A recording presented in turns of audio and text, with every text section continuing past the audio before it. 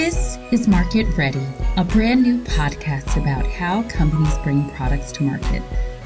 On this season, we go behind the scenes and give you an in-depth look at the world of product marketing and answer questions like, what is product marketing?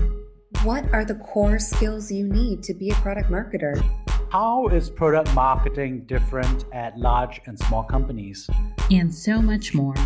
But before we dive in, on this episode, we're going to discuss how to work with sales. I personally believe this is one of the most important aspects of being a product marketer, and we're going to tell you why. We kick off this episode by defining sales enablement, and as always, we tell you how that differs when you're working B2B versus B2C. We even talk about the importance of getting alignment with sales goals, and we discuss how to deal with, dare I say, problematic salespeople. This is a discussion you don't want to miss. And now, on to our show. So why don't we start off with the first question, which is, what is sales enablement? How do you define it?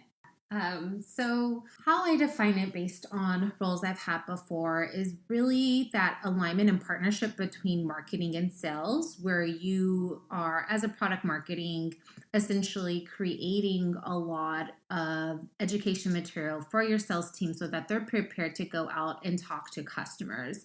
And so your sales team may be divided between folks who actually go out and sell your product. There may be folks who are more so account executives, who are more like relationship managers, who manage like the day-to-day with your particular customer and focus on selling into things. So there's probably different layers of sales teams that you'll have to train, but essentially it's that partnership between sales and marketing, preparing them to go out, sell into customers or sell up, upgrading them, and building those strong relationships. So you're really helping them meet their sales quotas and goals by giving them all the tools that they need to present to customers. Yeah, I think that that's great. And especially, I think this is important as a B2B product marketer. I think sales enablement, we touch a lot.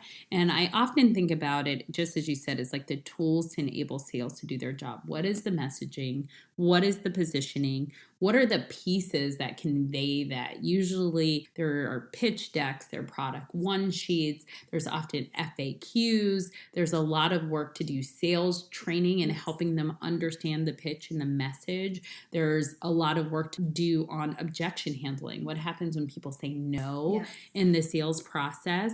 How can they proactively, go after clients or prospects? How should they be working that funnel? So there's a lot of time that goes in. And sometimes sales enablement is a part of product marketing. And sometimes product marketing is just, providing an actual sales training team or sales enablement team with the marketing materials to help do that training. And some people are customizing it. So let me ask you, have you had experience actually running sales enablement, or have you been more in roles where you're partnering with training teams? That's a good question. So I will say on the B2C side, in my experience, I was actually partnering with like our retail sales teams to create online training material that sales associates in stores would actually use.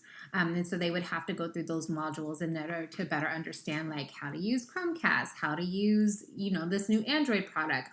And so with that, I worked with like a third party that was like our sales enablement team, but provided a lot of the content that they were going to be using to build that out so that those sales associates, external sales associates can use it and have the information they need. So that's really interesting. I would say my experience is the polar opposite. So before I talk deeply about it, I definitely want to dig into your experience more. But as somebody who's been B2B and has typically worked at small companies or, small programs and initiatives within a larger company, I usually train my sales team directly. I have often owned sales enablement, and I know exactly the sales reps who are selling it. So it's fascinating to me to hear that you train retail sales teams, because the scalability of that, you probably often do not know your sellers. No. And so I would love to hear more about how do you make sure that the information that you are given is relevant and you understand their pain points. Because for me, when I get stuck, I get to just like walk over to my salesperson, Jim, or whoever, and I can sit down. I have that direct interface where I can go out to clients. So it's so fascinating that you have to create more online modules because it's like the polar opposite of my sales enablement experience. Exactly. And that's how we essentially use a lot of that. A lot of the training modules would have at the end of it would have, hey, did you actually go through this? What score did you get on this as well? We would also do a lot of promotions where we would say, hey, if these sales associates are able to meet this type of sales goals, then we'll, provide a prize, like a monetary prize to go with it. So there were some incentives to go along with those external sales associates. That can get expensive. So not every company can do that. So I will caveat that. That's not like an everyday practice, but particularly for a new product or a new season or something that has a lot of competition, sometimes a way to incentivize external sales associates would be to do these incentives prizes where it's like, if you sell us X number of this product, we will give you a percentage or a prize as well. So that's one way we were able to measure and monitor it, because weekly with store sales, you're able to see how much have we sold in stores. And so you're able to really to see that your impact. Another thing we would actually do too is we would do secret shoppers. So actually go to retail stores and ask sales associates like, hey, tell me a little bit more about this particular product. So it also gave us a pulse on how they were talking about it and if they were actually using things that we said or how they were positioning it. And that was a way for us to go back and revamp if we heard anything differently. So there was a couple of different methods for us to still be able to, have some data around, is this actually working? So I think the first step was online modules, how many people actually completed and went through that and tested well, at least at 80% or above. The second part is like through incentives, how many people are actually selling it and just cross-referencing that with data of our like weekly in-store sales. And I think the third one is to do secret shopping and actually go in and talk to sales associates about how they're talking about our product in store. That is so funny. When I was in college, fun fact, I used to be a secret shopper. Oh, nice. I don't remember ever doing it for retail. I got a lot of restaurants, but it was like a fun way in college to like get a free meal. Like they would totally comp you on it. Yes. And you did have to see if they were like offering you, whatever, an upgrade or the drink of the month and write these reports. And so, I used to do that in my spare time. I used to want to do that too. I thought that was such a cool job. It's such an easy job. And like you get whatever free meals or free merch or whatever to like go and do the thing. And then you write like a little report and you were in college, you write reports all the time. But there's value in that. So it's interesting. So my experience with sales enablement, and I would say maybe at one or two jobs I've had training teams, which don't get me wrong, I think it's such a value to have a training team and people dedicated to training, because I do think that training can be much more detailed and granular than when you're running the go-to-market and doing the sales training. Yes. But I did have, actually my job before this, I was responsible for having, training as a part of my team. It was kind of built into product marketing. But as we did grow the team, I did have somebody dedicated to sales enablement. Mm-hmm. So usually one of the things that I do is you're preparing all of the marketing materials at the end of a go-to-market launch.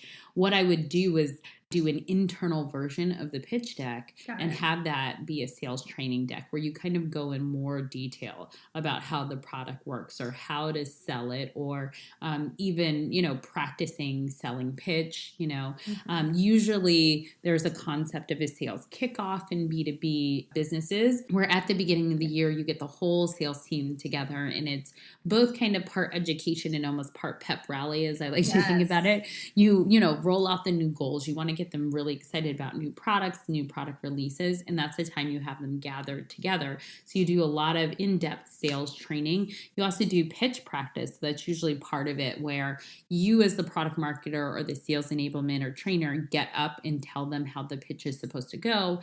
And then you go around and kind of break into small groups and you start doing pitch practice so that people really start to practice it, start to make it their own, because you do want them to hit certain talking points, but you also don't want them to be robotic about the way they sell, right? Especially in B2B, it's much more consultative selling. You need to be really listening to your customers and you need to be really adaptable about how, you approach this sale. So it's very hard to be very scripted because this is not more of a telecom situation. You're asking another very large business that maybe have for hundreds of thousands or millions of dollars for a commitment over several years. Right. So you really need to understand their needs and how they're going to use it. So it's a much harder and a much complicated, a much longer sell. So as much as you're really just trying to get them how to position in the market. How is your product different from other customers? What kind of FAQs do they have? Really detailed knowledge about the market, because they might be so busy selling. Some people are really good about watching the market and really understanding that. And sometimes you can get that market research from your sales reps.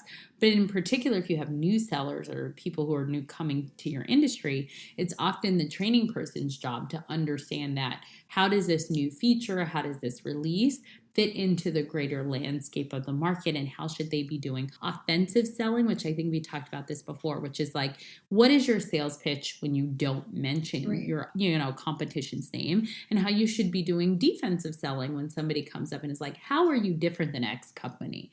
Right? Because that's not a question that you want to avoid. You want them to be able to hit it head on, but you also want to train them. They shouldn't be bringing up other companies' names if they don't have to, right? Don't put your competition in your customer's mind. I often think it's funny when I'm shopping for things, whether it is like cell phones or one time a washer dryer, how people are like, I went into Home Depot one time and they were like, here is like the prices from like all of these Sears and I was like, I was not thinking about going to any of these other stores. I came here, and guess what? Now that you've given me your competitor list, I'm now on my phone price checking everything. So you do really want to be careful about educating in this space, but you want your sales reps to be really confident and to be really prepared. And then it's usually helpful to have ongoing training. You know, we have a very detailed learning and development program. There's a whole separate track for just sales and account managers right now.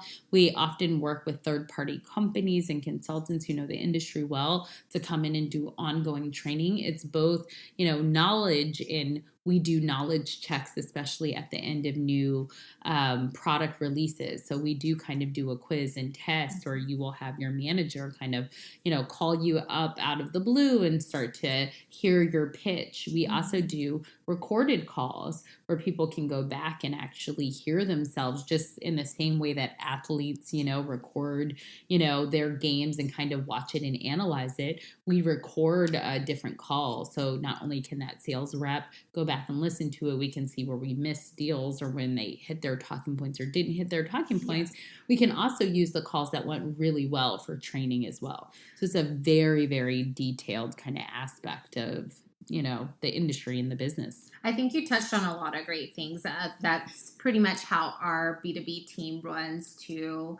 At my particular company, we do the similar practices of like the sales kickoff, practicing your pitch. And I think one good thing to your last point about looking over and reviewing sales calls, we use a tool called Gong, G-O-N-G, and that anybody can actually listen in on there and see how often they come up. Even as a product marketer, I have listened in on previous Gong calls to see what comes up during a call. Are we hearing a lot more people asking a lot more about X feature?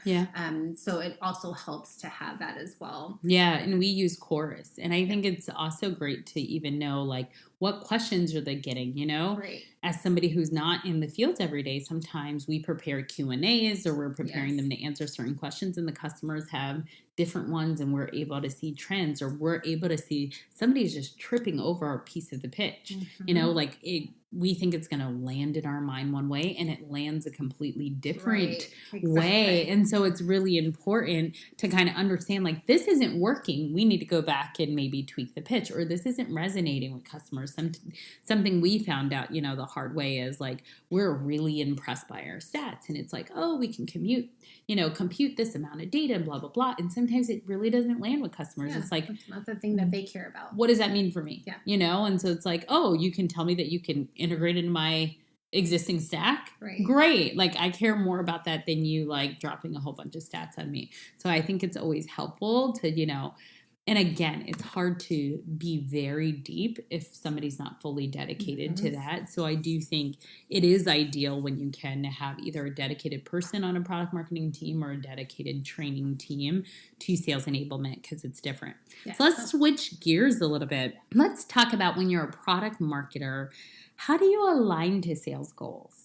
And how do you feel about aligning to sales goals? And I am curious about this, especially for you, who has been more of a B2C marketer than I have. I definitely felt like there's a big difference for like alignment to sales goals, kind of B2C and B2B. I feel like, in my experience, B2C marketers really seem to have much more control. Yes. You have a budget, your marketing budget actually touches consumers, whether through commercial or in store. Yep.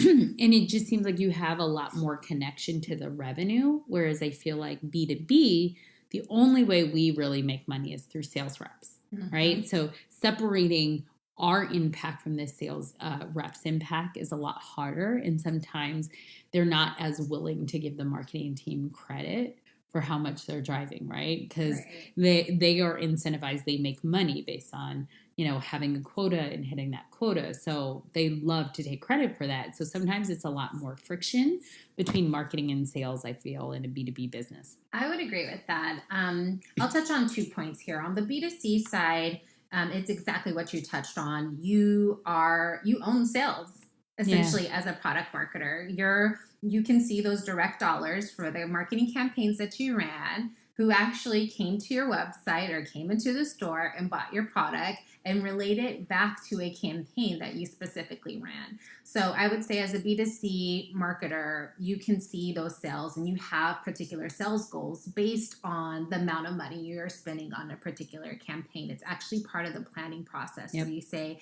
if we are going to spend $1 million over the next 3 months for this consumer marketing campaign, and here are the channels we're going to use, you are expected to come back that this $1 million is actually going to land us X million of dollars in revenue, and also gain us X percentage of new customers as well. And so that's part of the planning process. So essentially, how you get more money for being a marketer on the B2C side is by having really successful campaigns where you can see that you drove results and drove sales from there, and that essentially your ROI, the cost of that actually outweighed the benefits outweigh the cost of it is essentially what you're measured on. So a lot of ROI, you can see those direct sales.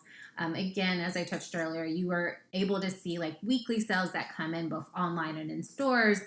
You're constantly meeting with like your finance team and business team to see those costs over time and how campaigns are performing. So I would say that's a major difference, is like you own sales as a B2C marketer.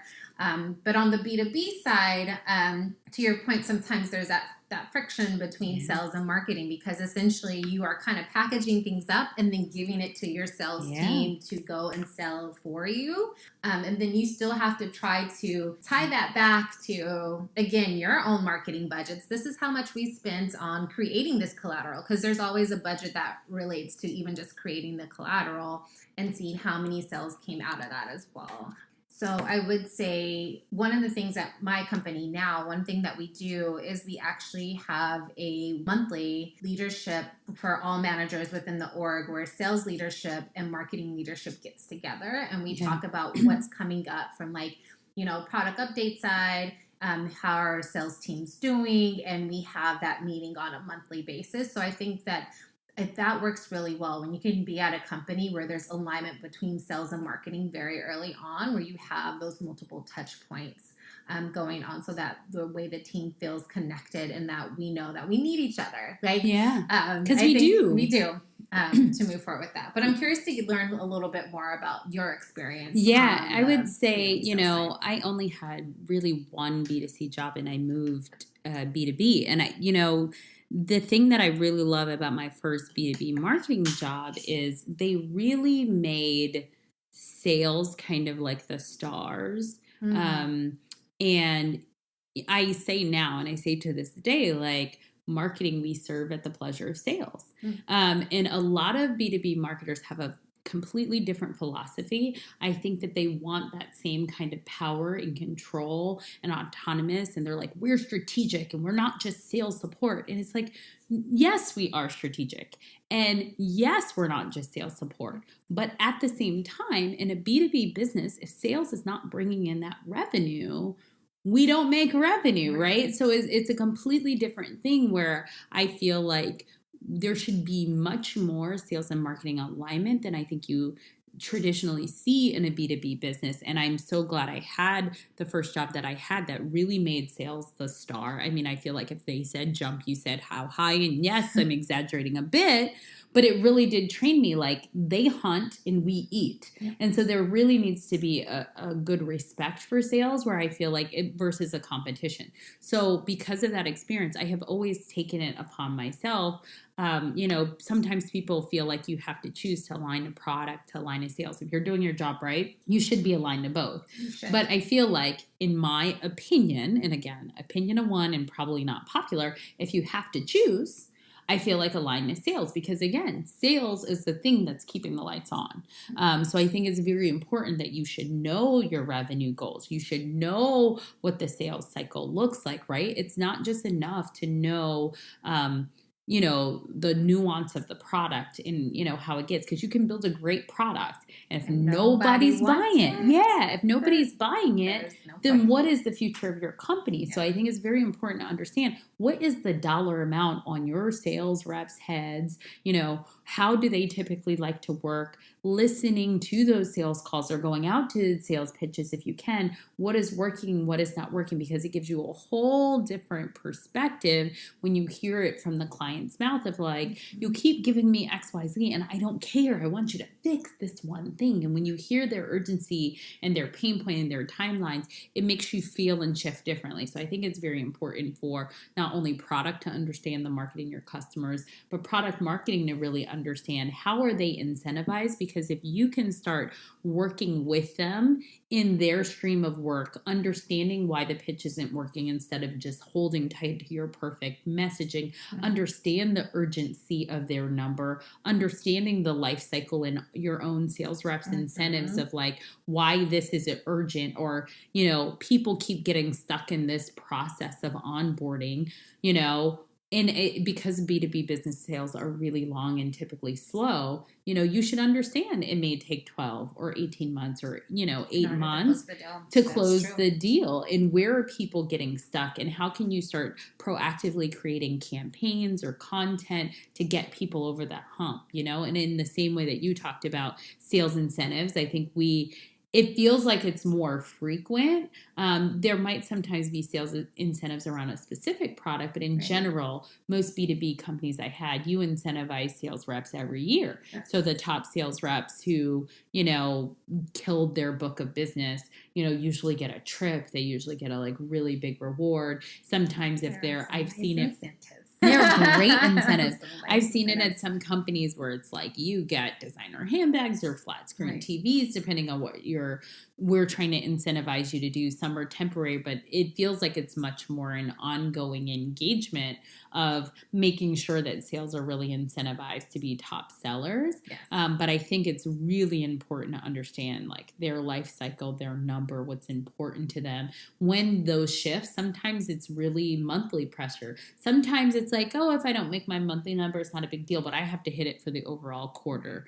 And there can be a lot of turnover in sales because if you don't make your quota, it's kind of one of those things, you're up or out, which means as we're talking about how to work with sales and sales enablement, that can create a lot of churn for you. If there's a lot of people who are not making their quota and sales reps are churning, then you're constantly training them on a new pitch, and it's really hard to get some traction and start to move on. But I would say, it's important working with sales to understand that life cycle, not only how long it takes to get people in the door and what that takes, but what is the life cycle once they get in the door? What are the sales or reps or account managers now trying to do? Are they trying to grow that business? Are they trying to cross-sell that business? How long does onboarding take? When is the first time do you make money? Are the sales reps get their commission for signing the deal? Or do they not get their money until your client starts spending?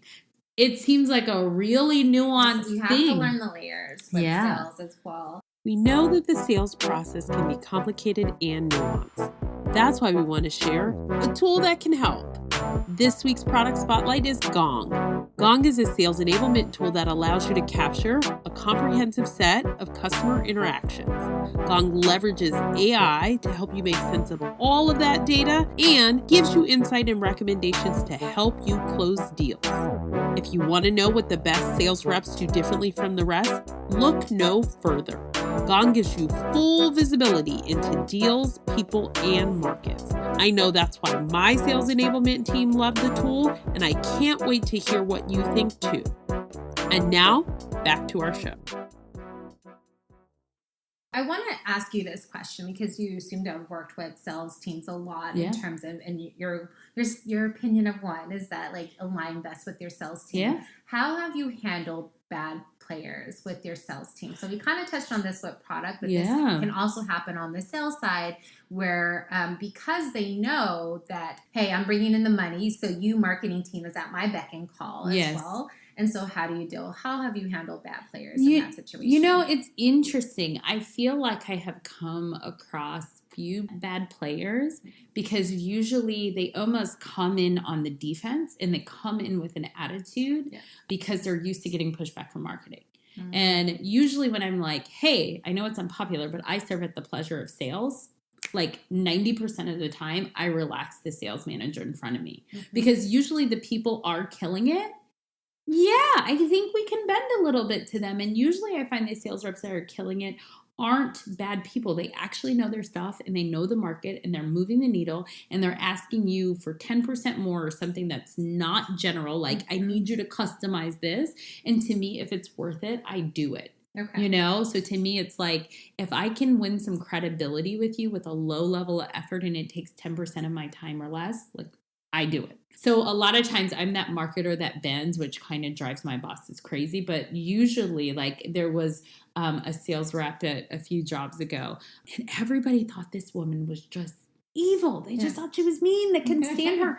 My boss and her had so much friction. Right. And just because I was willing to go the extra mile for like our best sellers and really took the time to understand, again, all of the nuances, like why are you frustrated and why are you complaining? Because most of the time they're like, I want this. And marketers like, here's the toolkit I gave you. And if you're not using this, I can't help you. But because I understood her needs and she wasn't asking for anything absurd, and we ended up having the best working relationship. And it got to the point, and she was like our top seller. She was like our top sales manager. Yeah. And her and my boss literally like couldn't even have a conversation. At some point, she would just like send me to talk to her. But it became a good currency for me, right? And I feel like we still have a great, we both move on. We still have a great relationship today. So I often feel like if they're really a top seller, they're doing something right. I think you should take the approach of really listening and really understanding, and then also just building a relationship. That's my like leadership management, cross-functional management style anyway. I'm a relationship builder. So I feel like really understand what they're saying before you just come with a posture of no is my key tip. If it's a low level of effort, even if you're not supposed to do it, listen, how much money are they bringing in? Right. You know, and how much money could they be bringing in if you did this little thing? Right. You know, and so I think you should just kind of understand like what are the trade-offs, because if it's going to help them win a big deal or a bonus or whatever, they're also not going to forget you. And sales reps also have a lot of power, which is share that bonus. Right. Well, but it's not about that. I think you have to know your organization. And is it really engineering driven or is it really sales driven? Yes. Because in a really sales-driven organization, what can happen if you build a good relationship is you can say like, hey, I can't do this for you. It's not that it's not doable. I don't have enough resources. And guess what? If that's a real top seller and your company values salespeople, that salesperson can get you resources. You know, if they're really a top seller and they're like, I need this and I need this for Jeanette's team, you'll be surprised how fast things move in an organization that really value sales. But sometimes you have organizations that really don't listen to their sales reps That's for sure. and really value engineering, and it's the same thing. But if you get that engineering manager to shift budget or say that you need something, you'll be surprised. So, that cross-functional management really is about being strategic to get what you need. And when in sales-driven organization, almost the top sellers can almost ask for anything they want and things will move. So be really strategic about that. And what I try to do is, like in any relationship, you kind of have to balance the yeses with nos. I'm not a pushover. I don't say yes to everything. I don't say yes to things that don't make sense. But if it's a low-level effort and it's going to win me credibility, sure, do 5 yeses and say like, hey, I can't do this one thing, but here, I can move on these 3 other things if they're helpful for you. So yeah, but I haven't had a lot of bad actors just for the sake of bad actors. I've mostly had a lot of people who have been disappointed or frustrated or stonewalled by marketing in the past, and they just come in on the defensive. Yeah, they come in on the defensive and they have some trust issues. Right. So let's talk a little bit, and we touched on it a little bit, but understanding market needs, right? And then using the sales knowledge to really do that. Like when you're working with sales, I think it's really important because they are market facing. How do you understand their needs so that makes sure that you're providing relevant materials? Because there's absolutely nothing worse than working on a launch, just killing yourself and your team to, meet these deadlines, have this big push, in sales doesn't use it. Yeah. It doesn't find any value in it. So why don't we talk about that? Like, have you had the experience where sales didn't value the stuff that you release? And if so, how do you make sure you get to a point where the stuff you release is relevant? Yeah, that's a good question. I actually don't think I've had an experience where they're not using something I've created. I think perhaps they're always just very, I would say, antsy about new product information and making sure that they get that ahead of time to train themselves. So they ask for it more than enough of collateral to make sure that they're trained on this. So to your point about, if they're coming in saying well, I need this and I need this and I need this, especially with a new product launch, I think oftentimes they want more information than not, so that they can feel so much prepared and feel like a product expert in that. So that includes doing everything from a demo, so actually getting on the line with product and with marketing and taking them through all the changes, giving them a test environment, giving them FAQs for what they need to do, giving them battle cards. So you kind of go over and above on information that they need. And how do you balance it? Because you brought up a good point, and I was a trainer came into my job who used to work at Apple, and she was talking about this, right? And she used to run, I guess, store sales teams, or she used to run training, and she was talking about the tension there, right? Because it's they are super secretive with their product releases, and they don't want any leaks. But then the sales team wasn't feeling prepared. Exactly. And how she had to go about kind of negotiating how early you can give it. So I'm really curious in your experience in a B2C market, because I don't think about that. I feel like B2B, we're less worried about a market leak, that it's totally fine. It's more, are you ready to train sales? Do you have all of the stuff you need to train sales? Versus I think we try to hold things back from sales because we're worried about a leak. Sometimes you're worried that a sales rep will start pre-selling and you don't want that. But I feel like it's less of an issue than B2C. So how do you navigate the timing of sales training? Yeah, from a B2C standpoint, it is definitely all about the secrets. Yeah. You cannot, but I think that being said, by the time that we have trained reps and it's gotten to stores, people know what's coming along the way. And in certain cases, we do make sure that sales associates, in some cases, have signed NDAs so that they are not giving that information out. So it just kind of depends. It's, we're at our companies. We're all at our companies. We all have times where it's just hey, you can't tell anybody what's going on. But we want to make sure that folks are well prepared for information coming out. So typically we start training anywhere between 60 to 30 days before it's actually going to be in stores. Yeah, which is actually not that long. Yeah. I mean, especially 30 days. And you think about something like retail stores. I mean, you have tens of thousands or hundreds of thousands of people to train, Yeah. 30 days is like no time. Right. And then the timelines for that, it's like all the shipment that happens and Yeah. what's coming to the store. They're going to see, this, especially in store displays that go up. They're going to be putting it up. They're going to have the collateral there. And if it's a big enough launch, a big enough product, or a big enough market, we might even do a launch day event at certain stores, Yeah. right? So we want our sales reps to be ready for that and answer any questions that are going to come up. So usually within those first 30 days, like the 30 days before, most of the sales associates should be ready and in time for that. But it can be kind of stressful because you are trying to prevent leaks from anything that comes out. And there's been a number of stories from like Google to Apple to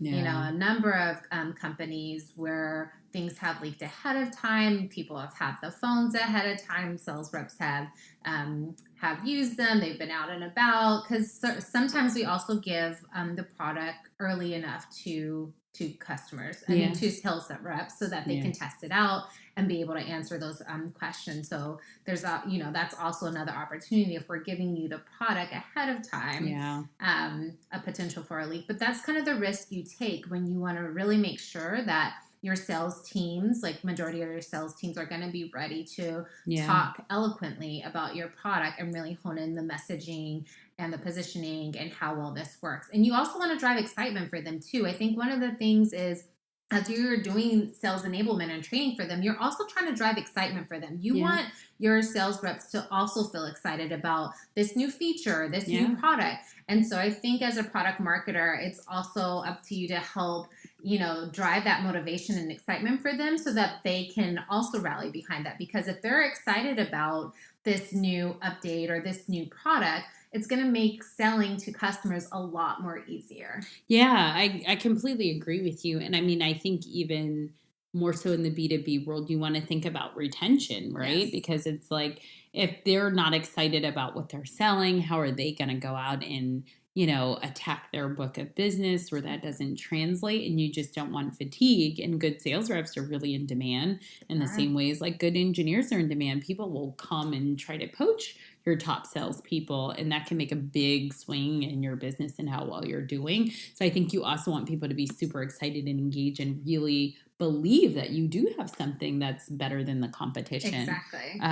It's funny you talk about leaks. I think for a B2B side, I'm a little less worried, but I can't also say at small companies just because we're always, like trying to deliver things just in time that we actually train more than 30 days in advance either. I wouldn't say our training is that much different, but I will say that people kind of get a heads up of the product roadmap a lot earlier, which I imagine is really different. So at sales kickoff, we might be teasing product-wise what's coming in the first half or later that year. So our sales reps will know for a long time, kind of like, this is how we plan to evolve the product. This feature's coming, or we're going to tie together a bunch of things that are standalone products right now and have it be much more of a unified experience. So we actually paint that product vision, I think, a lot earlier, but we definitely don't give a lot of details because occasionally you will have sales reps pre-selling like the vision, and like that's the worst when they want to release the product roadmap to clients to get clients excited.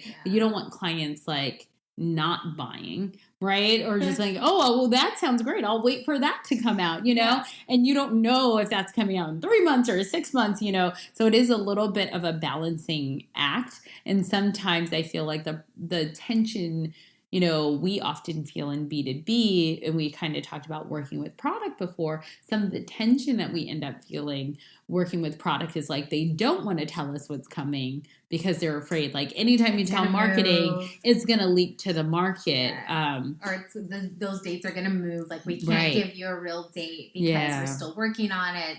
And then when sales gets a hold of it, it's just like, oh, it's coming soon. It's like you can only say it's coming soon for so long.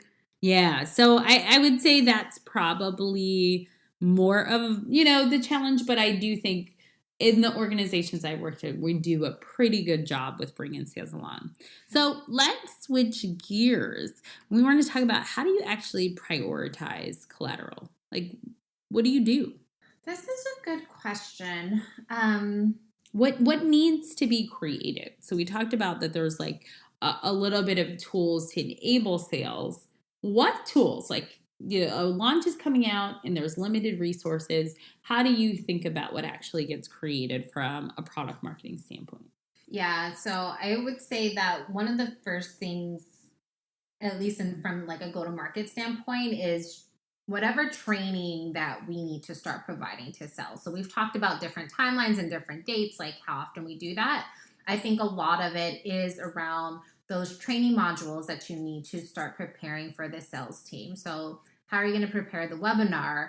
To your point earlier, escalation paths and talking through that, like really thinking about, okay, what are some things that might come up? How do we negate that?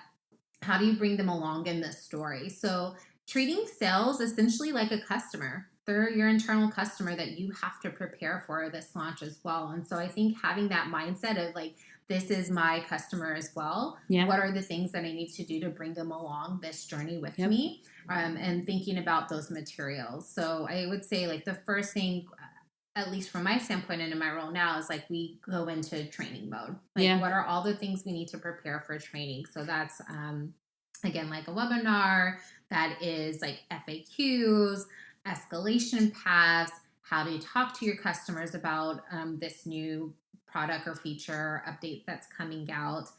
What do you do if your customers run into a problem? Who can you reach out to? And so really preparing all of that.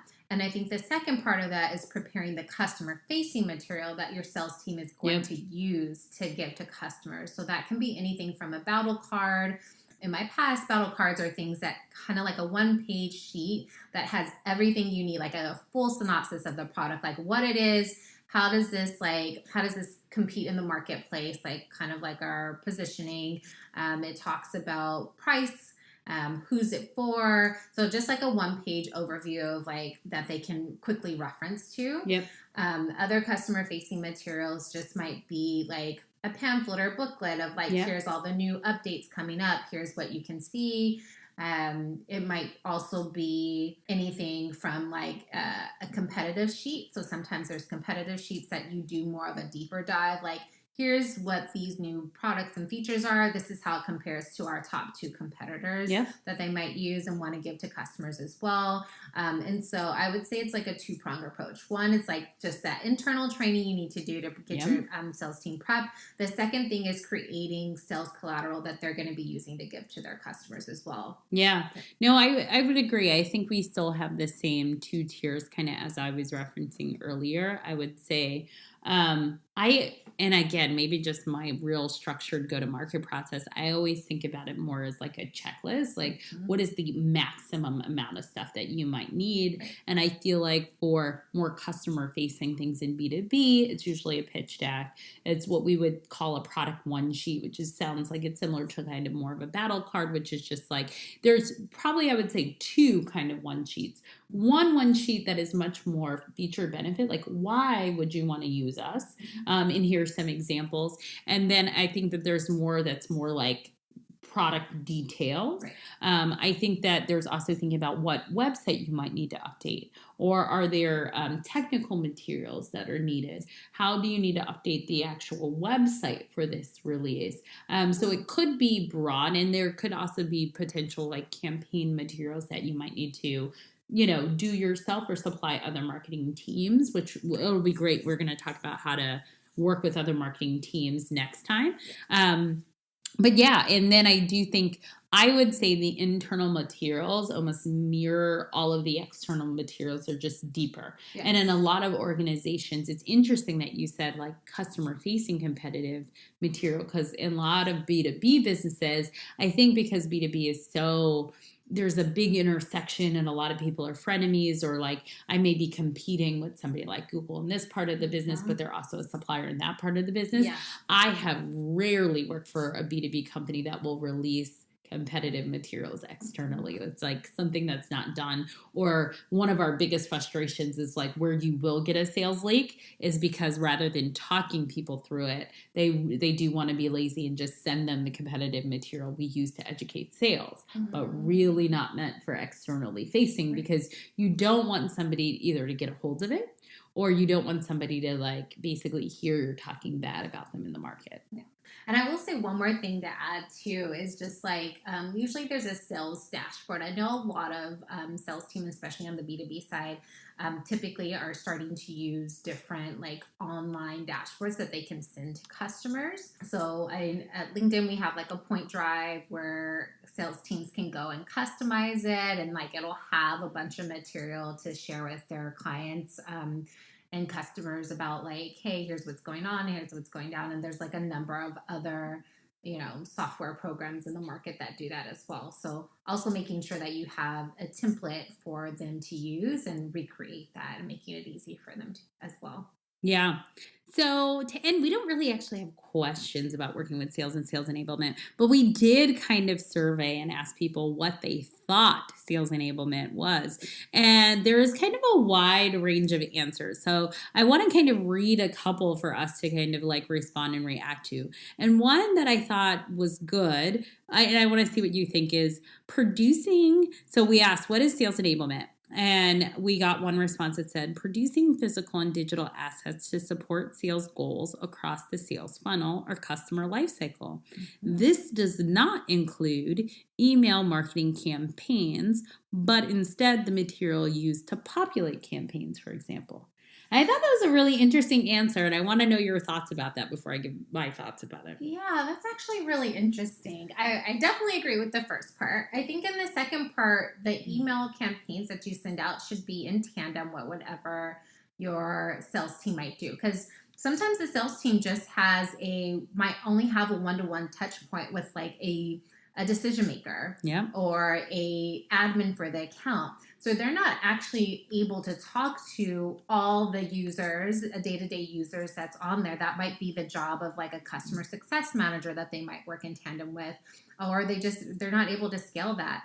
And so I would say like an email marketing campaign that you send out to users at that particular company should supplement and actually complement any information that your sales team has been giving to that particular customer as well. But oftentimes, too, what we've provided for our sales reps is actually email templates that they can use. Yeah. So instead of them writing their own email templates, we as marketers provide them with email templates that they should be using with key touch points that they should be hitting on, Yeah. key links as well. And so I feel like email touch points is actually a big part of sales enablement and making it easy for them to communicate with their partners. Yeah, I agree, because as they're learning the message, they might not get those touch points. I think, when you can provide those kind of resources or script them so that they don't go off book, the more likely they are to actually use it. So I do think that that's good. So let's just do one more for fun. We had a couple of like a range, some that said like, I have actually no idea what sales enablement is. And so I'm hoping, after this episode, you definitely feel more educated. Another one that I thought was pretty good was providing the resources and availability of product, service, and knowledge for sales teams to introduce it to stakeholders, ensuring their needs are met and that product adoption is seamless. I think it's a pretty good definition, and I think it's an ideal that product adoption is seamless. But I also do think it's an ideal. It's not reality. It's not always going to be as seamless. And I think that's to our point. What we've talked about is that there's also escalation paths. Even if we do have a really great relationship, even if you have the best sales rep, there will be objections. Yeah. So how do you handle those objections? And prepare them for that. I think there's also going to be escalations while we assume and hope that our product is going to be released very seamlessly. I don't think I've ever worked where there haven't been bugs that popped up with a release. And so how do you help prepare your sales teams to handle those questions that come out when, issues may occur, and who they need to escalate that to, whether internally in your company, to make sure that the customer is getting what they need to to use a product and get out of, bug state. So yeah, and I would say I call that one out because I want you guys to understand it's a little bit of an iterative process. The customer has a life cycle. This product has a life cycle. And I think you should be thinking about marketing and product marketing in particular as like all of the touch points you need to have across those life cycles, and not think about it as like, we're going to ramp up and adopt this product and then like move on to the next. No. Yeah, maybe. Yeah. But also maybe not. And that product is going to grow and change, or you may have bugs to adoption, or you may just like need to sunset and find out you were in the wrong direction. Mm-hmm. All right. I think that's a good place to stop. That is this week's episode of Market Ready. Tune in next time. We're going to talk about how to work with marketing teams. Yes. So stay tuned. Thanks for joining us today. This show was produced by the Market Ready team, sound mixed and edited by Full Spectrum Productions, with original music from Damani Rhodes. Thank you again for listening, and feel free to connect with us at Market Ready Podcast on Facebook, Instagram, Twitter, and LinkedIn.